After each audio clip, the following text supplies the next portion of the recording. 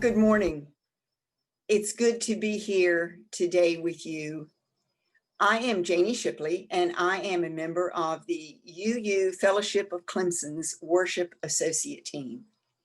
Each week, this community comes together to participate in worship, music, and reflection. This is where we seek to have our hearts opened and our imaginations fired. This is the place that reminds us that we are deeply connected to one another and to all living things. Even though our building is closed, we gather together for weekly online worship.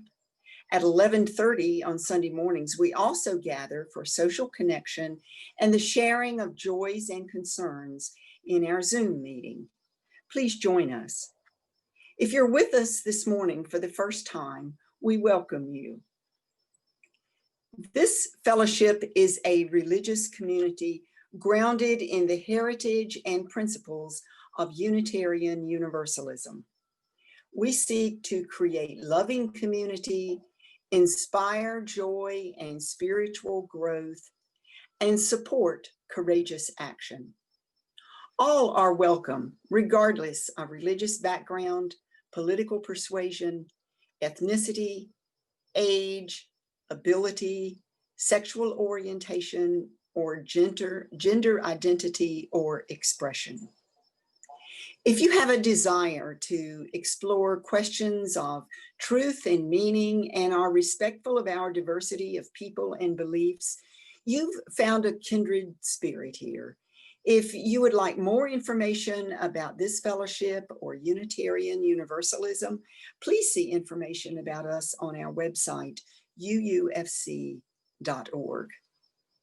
If you are interested in getting our weekly newsletter so you can get connected to our community for online social events, our weekly sharing of joys and concerns, and our collective efforts to support local social justice work, please reach out to the office by the email on our website.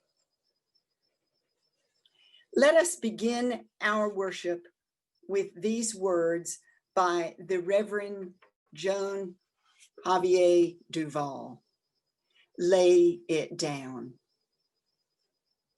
Here is where you can lay it down. Lay down all that you have carried, the weight of the world that has rounded your back, leaving you aching and exhausted. Here is where healing begins, where burdens are set down and alongside others, their magnitude does not seem as great. Here is where the door is thrown open and the light can lift away the shadows, and what was hidden can now be seen.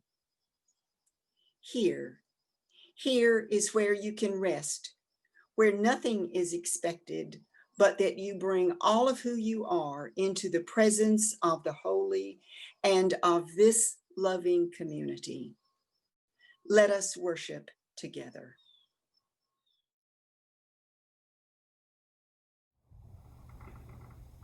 Hello and good morning. It is so good to be with you today. I'm the Reverend Christina Branum-Martin, and I'm the interim minister here at the Unitarian Universalist Fellowship of Clemson in South Carolina. And today we gather in worship at home and together virtually. I light the chalice now with the words of affirmation spoken by this fellowship every week.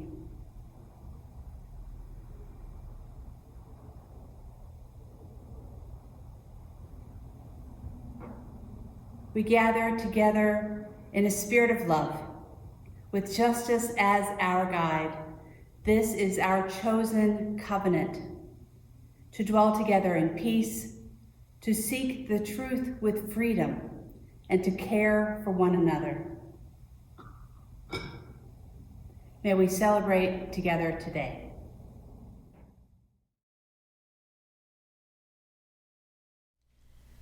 Have you ever worked really hard at something only to have it get broken? Have you ever been really sad, upset, angry, mad, Have you ever felt all of those things at once? Sometimes we can feel so much inside of us that we don't know how to let it all out. When that happens, people might try to tell us what we need to do to let our feelings out and feel better. And although those people may be our friends and mean well, it may not be what we need to hear most in those times. As we see in our story today, sometimes what we need most is silence and a pair of ears. The Rabbit Listened by Corey Dorfield. One day, Taylor decided to build something. Something new, something special, something amazing. Taylor was so proud. But then, out of nowhere, things came crashing down. The chicken was the first to notice. Cluck, cluck, what a shame. I'm so sorry this happened. Let's talk about it. Cluck, cluck. But Taylor didn't feel like talking, so the chicken left. Next came the bear. Grawr, grawr, how horrible. I bet you feel so angry. Let's shout about it. Grawr, grawr, grawr. But Taylor didn't feel like shouting, so the bear left. The elephant knew just what to do. Chub-da, I can fix this. We just need to remember exactly the way things were. But Taylor didn't feel like remembering, so the elephant also left. One by one they came. The hyena, hee, let's laugh about it. The ostrich, gulp, let's hide and pretend nothing happened. The kangaroo, tisk, tisk, what a mess, let's throw it all away. And the snake, shh, let's go knock down someone else's. But Taylor didn't feel like doing anything with anybody, so eventually they all left. Until Taylor was alone. In the quiet, Taylor didn't even notice the rabbit, but it moved closer and closer until Taylor could feel its warm body. Together they sat in silence until Taylor said, "Please stay with me." The rabbit listened. The rabbit listened as Taylor talked. The rabbit listened as Taylor shouted. The rabbit listened as Taylor remembered and laughed. The rabbit listened to Taylor's plans to hide, to throw everything away, to ruin things for someone else. Through it all, the rabbit never left. And when the time was right, the rabbit listened to Taylor's plan to build again. "I can't wait," Taylor said. "It's going to be amazing."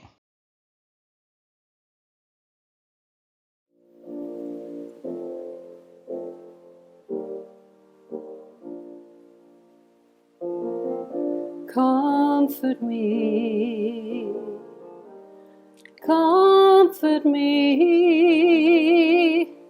comfort me, oh my soul. Comfort me, comfort me, comfort me, oh my soul. Sing with me, sing with me, sing with me, oh my soul. Sing with me, sing with me, sing with me, oh my soul.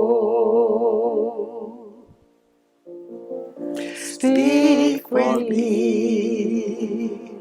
Speak for me.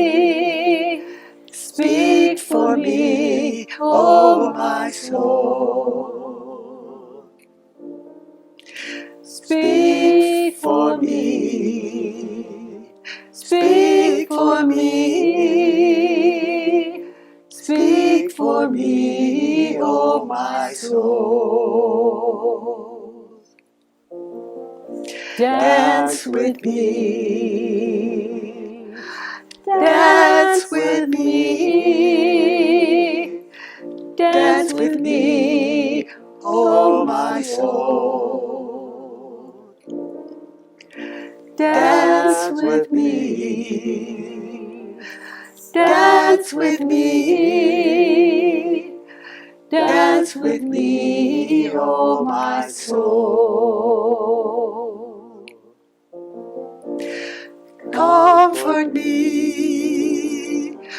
Comfort me. Comfort me, oh my soul. Comfort me. Comfort me. Comfort me, oh my soul.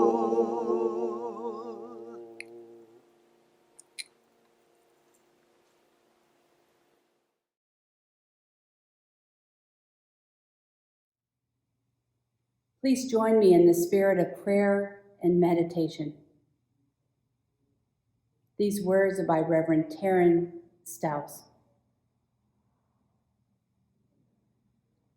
I wonder, what if in an attempt to try to do something, never knowing if it was enough, if it was the right act, if my reasons were pure, if my presence was profound, if my time was worth it, without understanding the it or any strategy, as I scattered myself like seed across the land, somehow that thing turned out to be tilting the axis of somebody else's planet toward a chance at justice, toward a better life.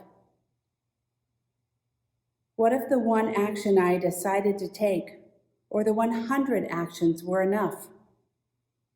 Each task, each dollar was a prayer, a devotion, an act of love, clearing a path so change could have a fighting chance.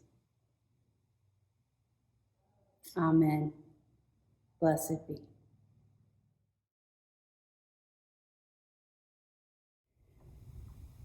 In these post-election days, we've been waiting and waiting as the numbers have been rolling in.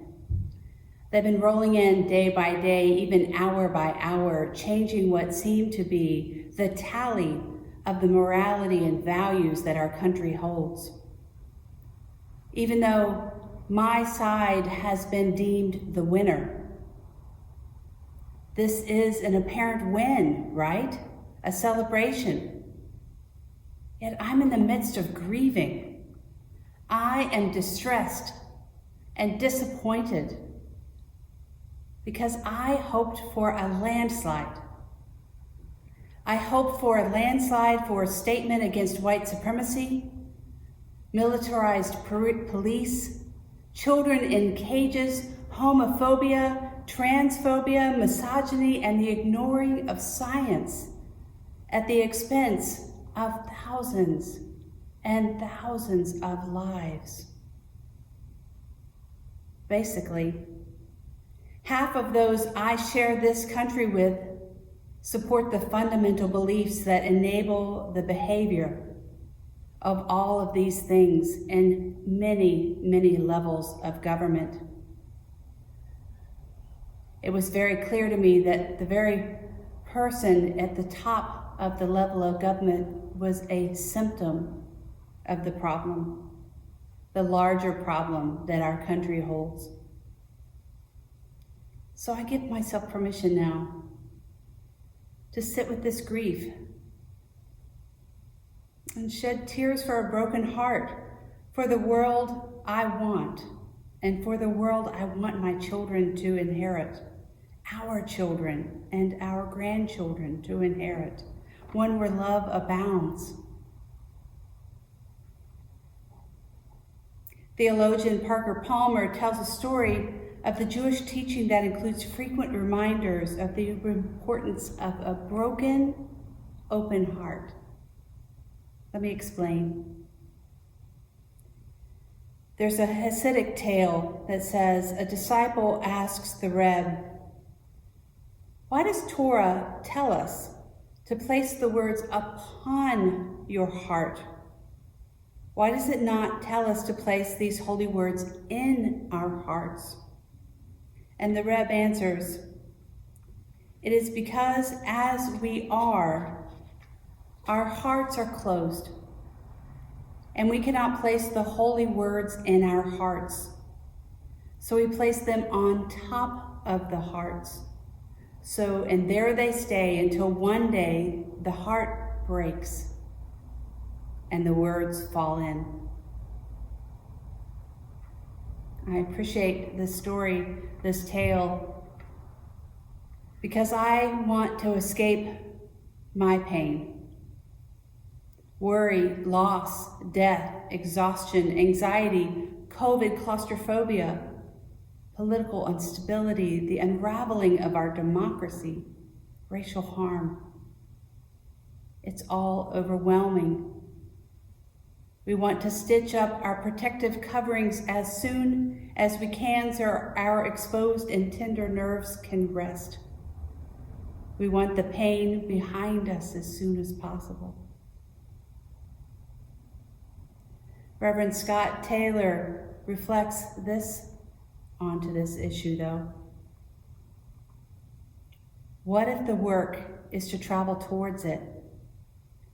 What if proximity to pain is not the distancing from it, but it's the real route to healing?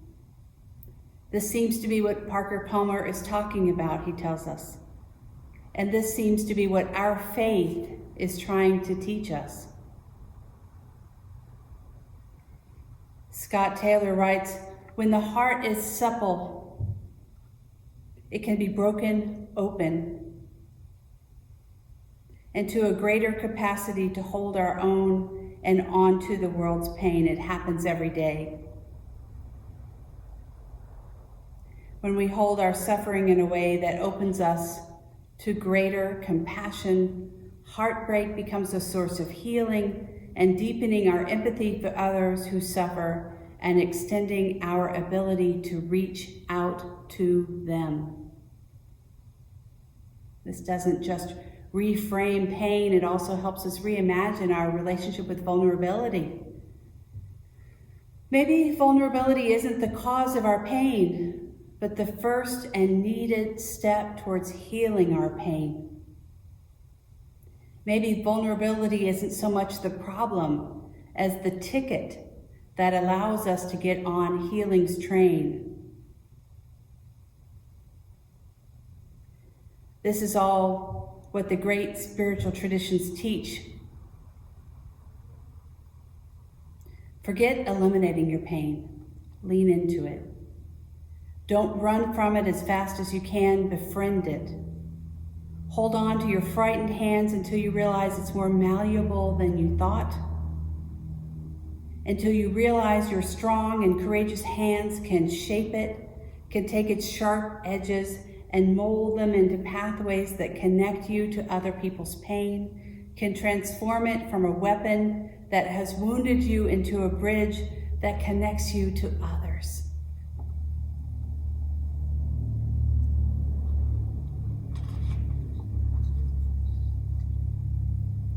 Taylor continues,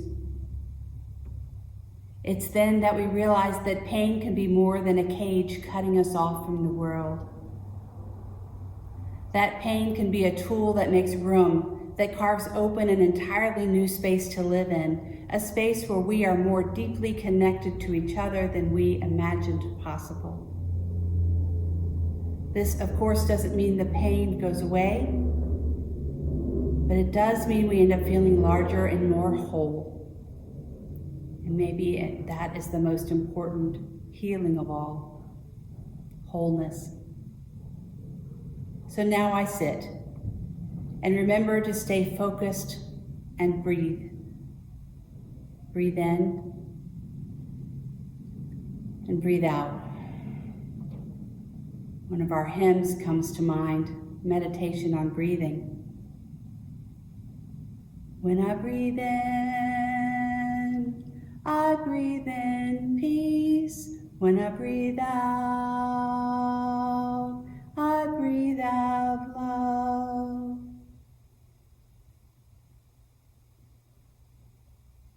So when I breathe in and breathe in peace, I'm called back to love. I'm reminded that I want my life's work to be in defense of the vulnerable and to be able to understand and to stand up against all the many ways that we hurt each other. I am called to love despite how easily it seems that people obscure it.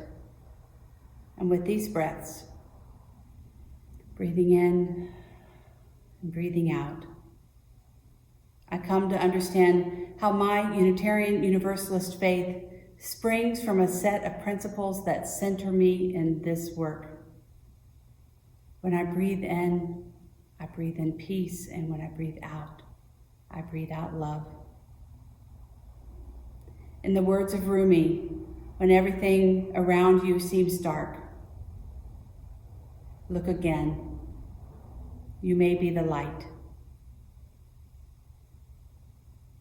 Join me, dear ones. Let's offer space for grieving, healing, and next we can focus on the healing within our community beyond us for what lies ahead.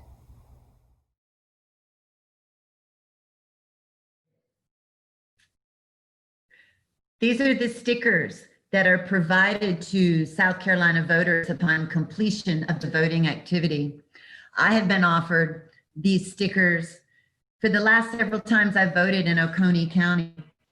My husband Gordon and I were hired to be poll managers for the first time this past Tuesday. And one of my tasks was to offer one of these stickers to each person upon completion of voting. Every single person, each person accepted a sticker. It was unanimous. A few asked for a couple of extras, which were provided to give to the children in the car. Others had the kids with them. One person had a dog, and everyone smiled to receive the stickers. One of my favorites was a first-time voter who brought along a Canadian friend to observe. Both the voter and his friend said they were going to save the cotton swab too, which was used to touch the computer screen. Rabbi Jonathan Sachs in The Dignity of Difference wrote, "Optimism is the things that will get better. Hope is the faith that together we can make things better. It takes courage to have hope." So we felt like we were among so many people that Tuesday who had courage for hope, and that we are constantly fed this courage and hope from what we do at UUFC. My name is Kathy Crane. I am an at-large member of UUFC's current board, and I have been a member since 1992, together with my husband, Gordon. We have utilized UUFC as a retreat from some of the community values of our area, which cause us distress. And this season has been no exception for this need to escape. In fact, while I was working as a poll manager Tuesday, I loved it that I was warmed by this mask that Rhonda Powell made. I also was warmed by this vest that Dillman Sorrells made. And I was also warmed by the comforting feeling that the Fredendals, Elena and Larry, kept our dog during that long day. Today, I wear this lovely necklace of rosellins of the Chalice. I forgot to wear it on Tuesday and wish that I had. The voting turnout for our Seneca precinct was around 70%. When we arrived at 6 a.m., we were surprised to see that a line of waiting voters had already been formed, waiting for the polls to open at 7 a.m. We went inside, we were sworn in as poll managers, helped to set up the equipment, and we got ready. When 7 a.m. arrived, it became a crazy scene that lasted until around 10:30. From then on, and for the rest of the day, the scene was manageable and calm. For me, it was never boring. I am delighted to report that the voters we experienced were overall calm, patient, and kind. The vast majority of voters were also COVID-19 observant, wearing masks and distancing properly. Campaign material is not allowed within the voting arena. When my partner and I went outside to attend to a curbside voter, I addressed two women who were waiting in line and wearing easily readable candidate-related masks. I told them that the masks as worn could not be allowed, and they were seemingly aghast at the lack of freedom of speech allowed, while turning their masks inside out to display a solid color. That was the rudest experience I had. When working the check-in computer, a woman approached the table also wearing a mask, and this one had a kind of an indistinguishable man's face on it until she got close. And then I saw it was an identified candidate. And when I realized what she had on and told her, "You can't be wearing that in here," she smiled. She said, "Now you know who I'm voting for." So we smiled too. We gave her a disposable mask to wear over it, which she graciously accepted. It was that kind of day. Reverend Christina shared with us that she worked on election day as a ministry poll watcher. To our knowledge, in Seneca, we had no poll watcher with ministerial dedication, but we did have a poll watcher for the Democratic Party, another poll watcher from the League of Women Voters, and a third poll watcher delightfully representing the NAACP. The Democratic representative was with us from the start of the day to the finish and kept a very close eye on us. Our clerk, also known as our boss, was exceptionally nervous about his presence. And at times we were a bit bothered too, but we knew it was the right thing for these observers to be there. We were appreciative of their energies and their efforts to make sure that things were correct, honest, and fair. And they were. I hold on to this poem from Rumi. Out beyond ideas of wrongdoing and right doing, there is a field. I'll meet you there. When the soul lies down in that grass, the world is too full to talk about. Ideas, language, even the phrase each other doesn't make any sense. The breeze at dawn has secrets to tell you. Don't go back to sleep. You must ask for what you really want. Don't go back to sleep. People are going back and forth across the doorsill where the two worlds touch. From Rumi. This verse highlights three ideas of extreme importance: the realization of the spiritual realm and the exploration of non-judgment and oneness.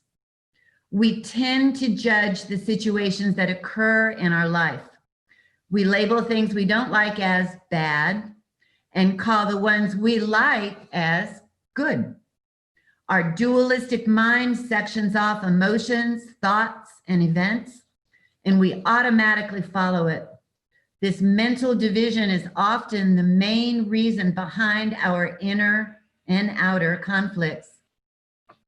Rumi writes that beyond these labels, these distinctions, lies a serene place. This is where we should all meet each other. I have shared with you through submissions to the emailed weekly connection over this season, thoughts and points to consider and discuss from Braver Angels group called With Malice Toward None.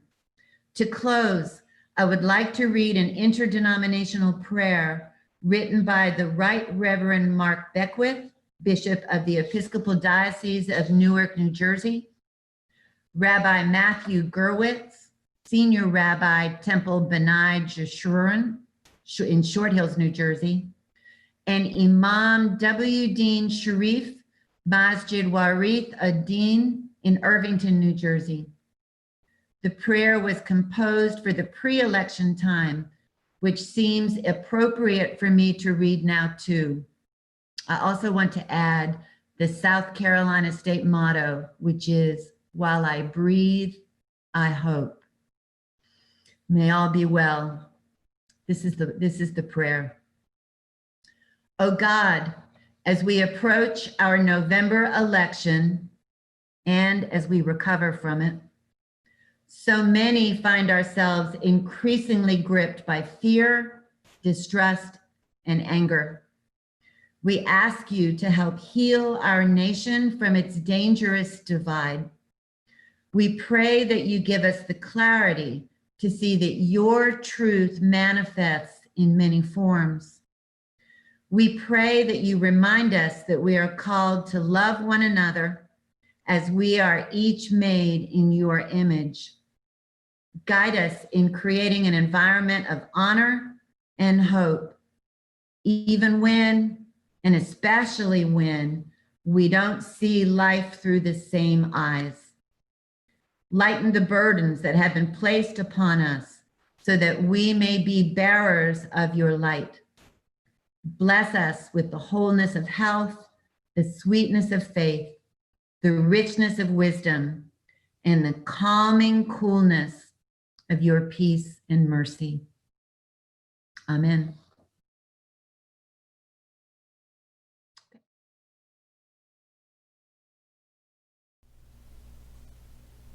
Hi, my name's Karen Hebel, and although I currently serve the fellowship as the Director of Lifespan Faith Formation, I have also been a member for about 18 years now and have raised my children here. Weeks ago, when we were planning this service, I said that I would be willing to do a reflection, but that I really couldn't say what it would be about because I did not yet know what the results were going to be.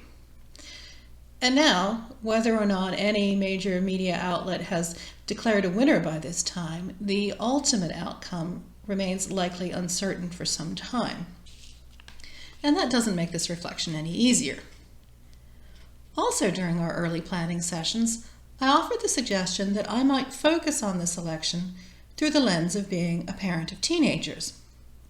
At that time, it seemed like a good idea to help narrow the focus. But I think it also made me step back a little bit and look at the world through a wider lens. I have 3 children. 2 of them just cast their first votes in a presidential election, something they had been looking forward to for quite a while. The third generally feigns disinterest in the affairs of the wider world, but I know he's paying attention nonetheless. Throughout this election season, I have often thought about how I feel about the chaos and division in our world, and I've also thought about it from the perspective of being a parent. On more than one occasion, I have found myself thinking or saying things like, "I can't believe we are in this mess," or "This is not who we are as a country," or "I feel like I've lied to my children." After all, the America that I grew up in was one where the civil rights movement was a subject for history class. And we were finally defeating the great evil of the Soviet Union. Things, it seemed, could only get better from there. And after all, didn't my children grow up with an African-American president? And hadn't we won important Supreme Court victories for the oppressed and marginalized? Things were supposed to be improving. And surely my children would inherit a world that was a better place than the one my parents knew. But over the past couple of weeks, I've been trying to take an honest look at those thoughts. And I am coming to understand just how much of that came from my privilege and my own complacency. As I have seen a number of commentators pointing out recently, the current divisiveness in the US that some of us see as a new thing does not come as a surprise at all to people of color, Indigenous people, and those in the LGBTQ community, because it has been their lived reality all along. And it doesn't seem to have come as much of a surprise to our teenagers. And as a reminder here, I am speaking about the teenagers I know best, my own. I'm not presuming to speak for or generalize an entire generation. Where I have been mourning the damage done to our beautiful system of government over the past 4 years, they see a system that has never worked right in their lifetimes. Yes, they have spent most of their childhood with the first African American president and seen the first nomination of a woman for president by a major party. But they also grew up in a world where lockdowns and school shootings are a regular occurrence, where they see people shot down in the street or bullied into committing suicide, while our society offers up little more than thoughts and prayers. They have to live in a world whose lungs are literally on fire, with the pandemic raging, while people argue over alternative facts and protest public health measures, because, as one of my daughters puts it, so many people worship the economy above everything else. I have been aware of all of these things as well, but maybe I just had them too compartmentalized in my own mind. Or maybe I've just been clinging too hard to a naive, privileged view that chose to see all the progress and overlook all the work that remains unfinished. Hatred tends to play the long game. Just because it has suffered a defeat does not mean it has been overcome or gone away. The problem just may have been that while I may have counted myself on the side of love, I haven't ever really felt like I had a big enough dog in the fight to do more than pay cursory attention, vote a certain way, donate to worthy causes, and sign a petition here and there.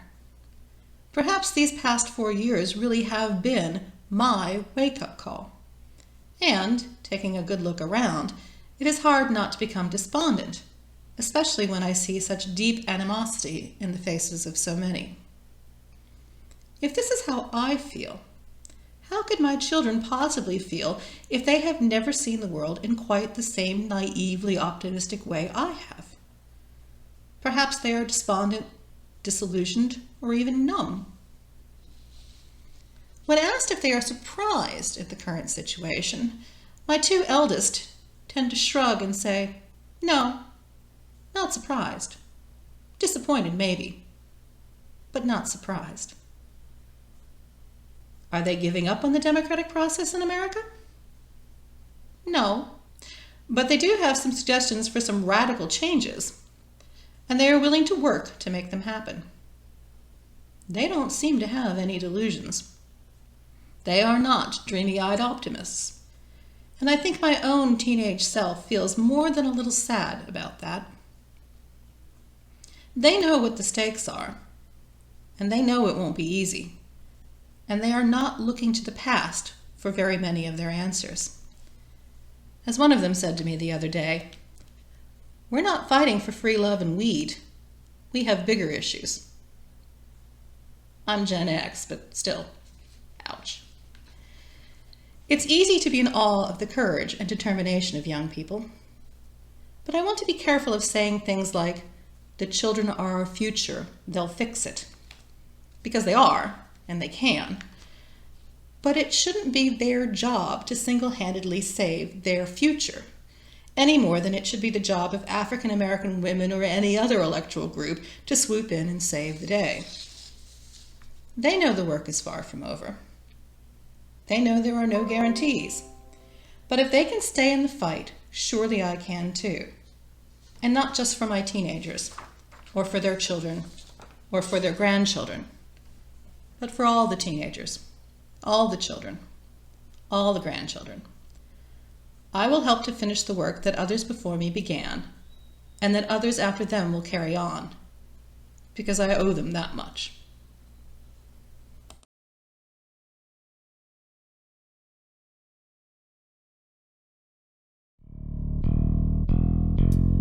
It's not black, it's not white, it's not wrong, it's not right, it's not red, it's not blue, it's just me and you. It's not rich, it's not poor, somewhere in the middle is the open door. If our points of view don't quite see eye to eye, well, that's all the more reason why we need a United States of humanity. We need it, we need it.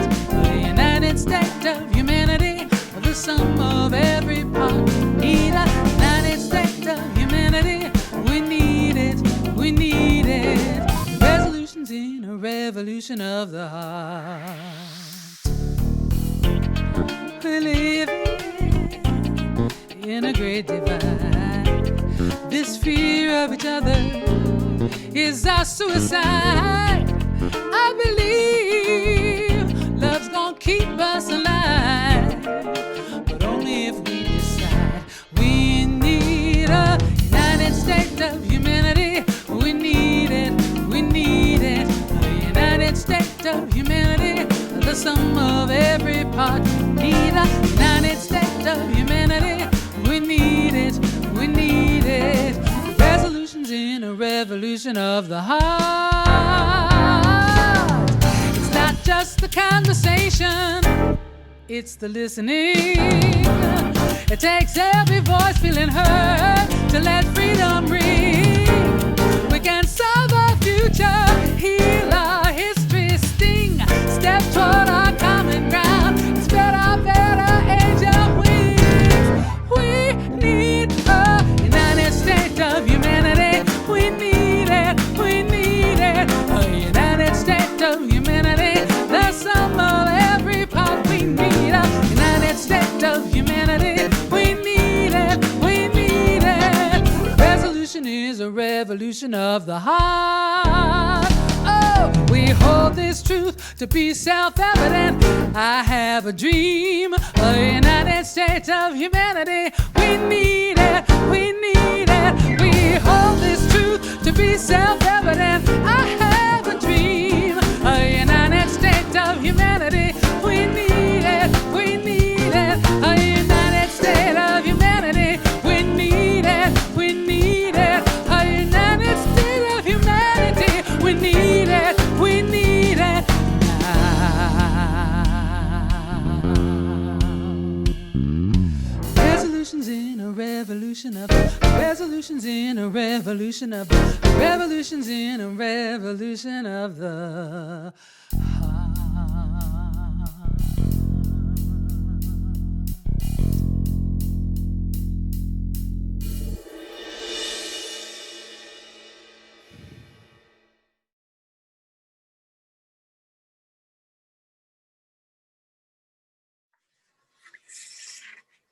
As we come to the end of our worship service today, we also arrive at the beginning of our ministry for the week ahead.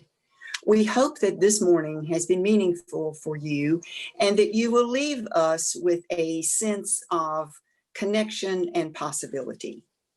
I now have a few announcements to share with you, and further details on most of these are in this week's weekly connection. As we deal with this time of political unrest, Christina is hosting a Zoom session for UUFC members and friends to connect and support each other. The next session will be Wednesday evening, the 11th, from 6 to 7. If you have a flair for the dramatic, we need your help in recording a dramatic reading of a holiday story that will be used in the December 13th service. There are plenty of parts available for young and old individuals or family groups. Contact Karen Hebel and help us spread some holiday cheer. Though it may sound early to be thinking about a ministerial search committee, we need to have one in place by late spring. Members who may consider serving are invited to contact Holly Ulbrich. A certain number will be elected by the congregation in December, and others will be appointed by the board. SWIM 2020, like many annual events, has been disrupted by COVID-19. It will be held virtually this year, December 26th and 27th, and you can see the catalog at swimuu.org. Our monthly dinner at Our Daily Rest in Seneca will be November the 18th. If you could provide a dessert or even 2 gallons of tea, please email ourdailyrest@uufc.org. Now, Reverend Christina will share our closing words.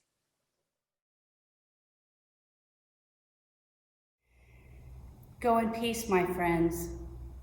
May this week be one of healing. Healing in our hearts, healing in our families, healing in our communities and in our country. May we move forward with compassion and love. With this in mind, we extinguish this flame, but not the light of truth, the warmth of community, or the fire of commitment. These we carry in our hearts until we are together again. Go in peace.